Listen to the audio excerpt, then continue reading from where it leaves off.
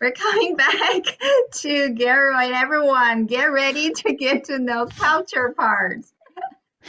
Okay. So now I've returned back to Ireland, to my home, and I am now going to share my slides again.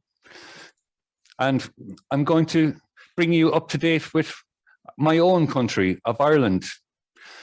Interestingly enough, Ireland, as I said, is broken up into two different countries, but in the south, we call it the Republic of Ireland. I'm from a little place called Carlow, which is in the southeast. Ireland at the moment has a population of just under 5 million people, and it comprises of 26 counties. What makes Ireland so unique as a culture? Well, we didn't always have our own identity. At one stage, we were in fact under British rule. So prior to 1920, we were controlled, and essentially we didn't have our own republic. But that all changed due to certain political figures. They canvassed, campaigned, and struggled, and eventually brought us our freedom. And our Independence Act was signed in 1921.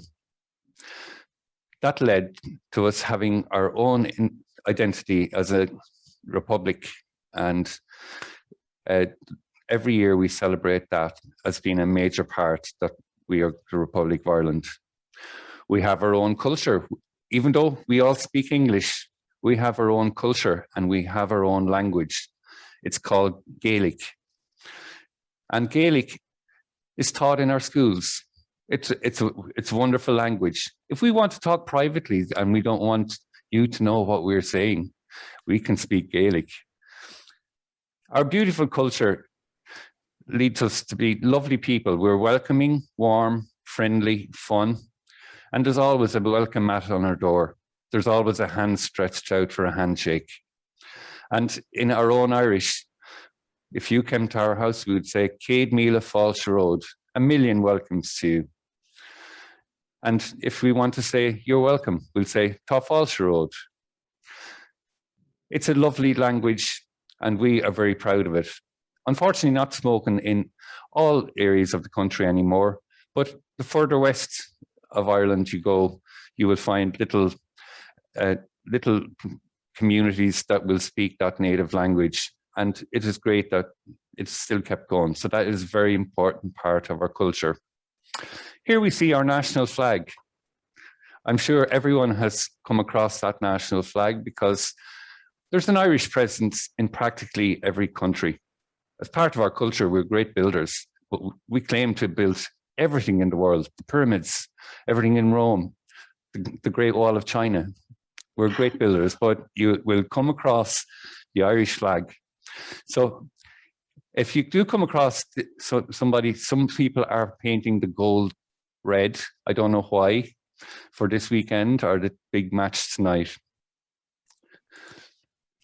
Our capital is Dublin. Dublin this is an older picture, but Dublin is a beautiful city and has lovely surrounds.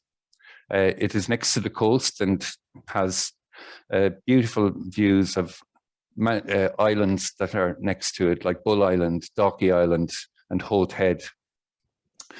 The one picture to the left is Howth Head, and on a beautiful clear day, it's lovely to take a walk up there and admire the view.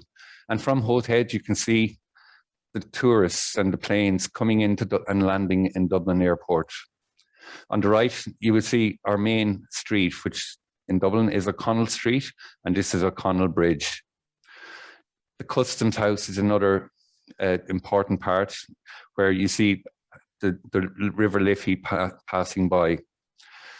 And so Dublin has, as a culture, we have many markets and many shopping streets in Dublin. This is actually Grafton Street, and again, it's now a pedestrianised place, but another place that you have to visit if you come to Ireland. What are we most famous for? We're not called the Green Isle for nothing. We're a very green country. We have beautiful tourist sites. Once you come around, our culture is very proud of it, like the Cliffs of Moher. If you go venture to the west, you will see these natural stone walls.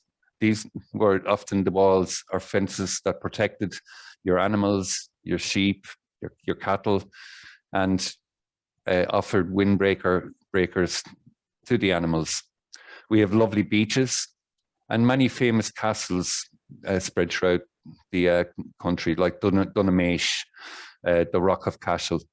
So our culture is very proud of it, and it's something that we always consider that we are a very green country. Our sounds, we all know U2, and the Chieftains have traveled the world, spreading the joys of our Irish traditional music. If you ever hear of the word crack, it's associated with Ireland. That if you come here as part of our culture, you have to have the crack. And that means singing with us, telling us stories, having fun, having entertainment. And one of our big exports was Riverdance, which traveled the world, which spreads two things, our music and our culture of Irish dancing. We have our own national sports that aren't played anywhere else in the world. We have a sport called hurling. This is supposedly and hopefully the fastest game in the world. We're very proud of that. It spawned from a mixture of cricket and tennis, and became a very, very attractive game here in Ireland. We also play Gaelic football, a mixture between soccer and rugby. It's supposed to be a man's game, but we're very proud of our women too. Our women play our national sports with the hurling called camogie, and ladies play ladies football. Every year we assemble in Croke Park. It's a big cultural day out, our All-Ireland final. It's like our Super Bowl.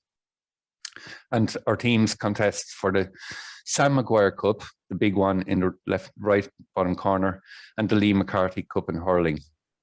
We also have a very strong tradition in horse racing, and we take part in, we're very proud of all our other sports that we compete in as well. So I couldn't fit it all in about Ireland today and our cultures, but we are a very proud country, and we love our food, we love our fun, we love having the crack, but I think most of all, we want people to come and enjoy our culture. So back to you, Madam Toastmaster. I hope you enjoyed that experience. Yes, we joined it a lot. And if we're missing anyone in the audience, I guess they are flying to Ireland now. Thank you so much for that wonderful presentation, Gearoid.